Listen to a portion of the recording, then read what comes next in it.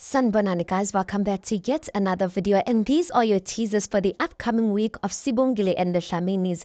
On Monday the 14th of October, Sibongile feels the need to get a hold of Kwenzo until a lawyer shows up at her door.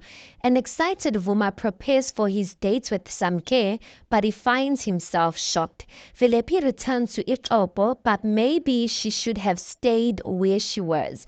Then on Tuesday, the 15th of October, Sibongile considers Jabu's proposal to sue the Dlaminis, and Vuma worries. Samke wants to catch the culprit who keeps raiding her restaurant, and she finally does. Feniso's lies catch up with him. Then on Wednesday, the 16th of October, Jabu's plan to take down the Dlaminis is finally in motion. Vuma declares his undying love for Samke, and Velepi has no idea that Feniso is about to scam her. You guys, I wonder the whole thing with Sbongile, what's going on, her wanting to get a hold of Ukwenzo until a lawyer shows up. I don't know what would a lawyer be showing up to. Sbongile looks like, guys, she's going to get herself in a whole lot of a mess. Cause even one of the teasers say that Uvuma's worried that Sbongile now wants to sue the Dlaminis, and obviously that's Jabu's doing, guys.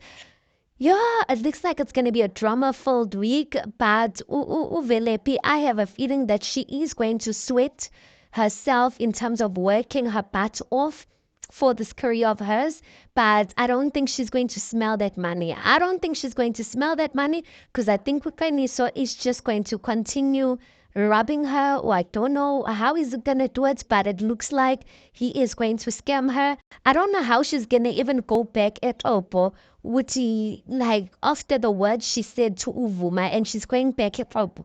But anyway, she has no choice.